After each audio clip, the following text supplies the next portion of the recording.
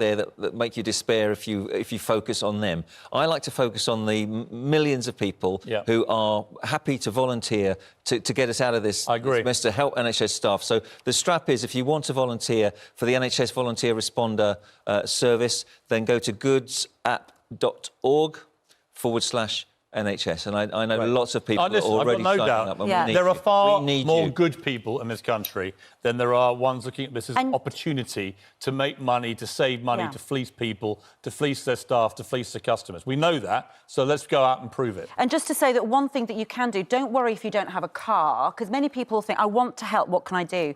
But one of the things you can do if you join up this, what you've just mentioned there, that app, is check in and chat, which means, it says here, it's a role that provides short-term telephone support to individuals who are at risk of loneliness. Now, how lovely is that? If you've got a phone, you can sign up and you can, from the safety of your own home, without putting anybody at risk, without leaving the home, you can volunteer. I think that is a wonderful, wonderful thing to do. The way this works is that GPs, pharmacists, paramedics, NHS 111 advisors will request help for those people who they identify who are at risk through a call centre run by the Royal Voluntary Service, RVS. They will match people who need the help to nearby volunteers. So it's all local, it's all community-based, it's excellent. This is what Britain does well. Exactly, this is what we do. This is what we do the best. Let's bring in Susanna, who's been waiting there. I mean, this must be the most exciting bit of your day, isn't it?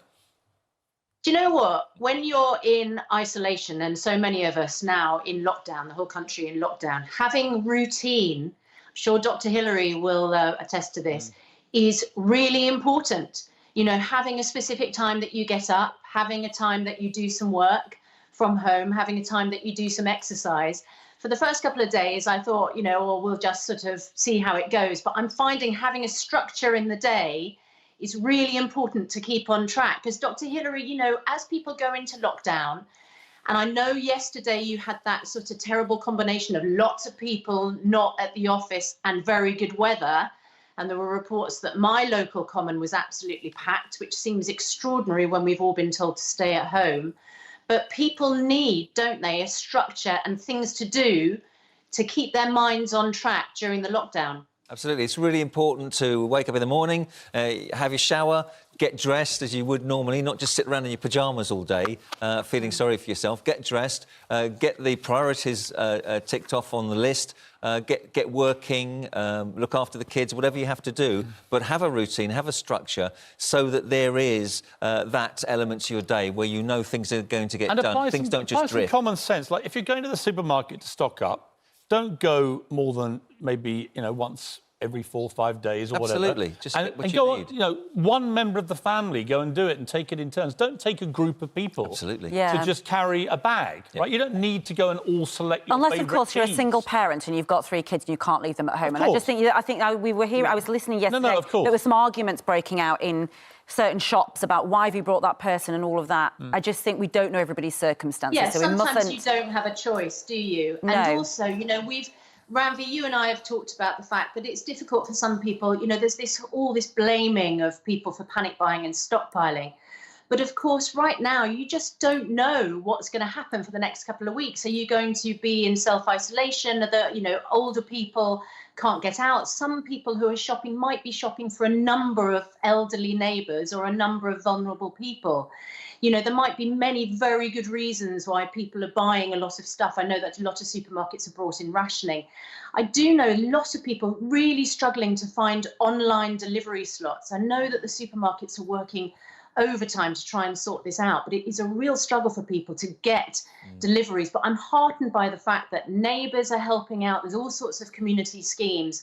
And my heart absolutely swelled when I saw the NHS Volunteers, you know, National Help Service launched yesterday, because that came at a time just after we got that news that Excel, the exhibitions centre, is going to be set up now as a 4,000-bed field hospital. I mean, when that happened, I think everybody just thought, my goodness, you know, that we well, need to run an there is this really exhibition strange centre juxtaposition in the into news. a field hospital. We're building a hospital for 4,000 people in London, and we're talking about other ones in NEC Birmingham and one in Manchester as well. So we've got that kind of looming on the horizon. At the same time, people are trying to live their lives as if nothing's happening. If that doesn't tell you, and the Nicola hospital Sturgeon said building yesterday, doesn't tell didn't you she, what the issue. if you're living a normal life today, you're not getting this.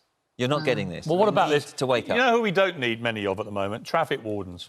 So a friend of mine sent me, this was a parking ticket given to a friend of hers, delivering food to the elderly on an estate.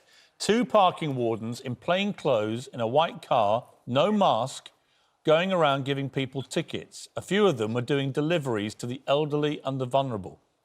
Really? Traffic wardens, you think that is your contribution to the national interest right now?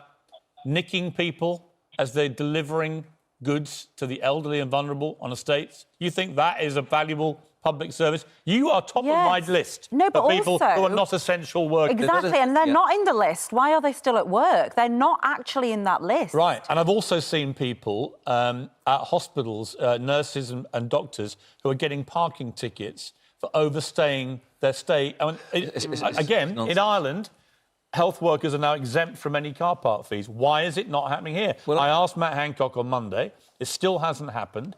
There is no reason why we should be charging anybody. It's very easy to police it. You just show your NHS pass for your hospital and you get free parking. This is not difficult unless the priority is to make money.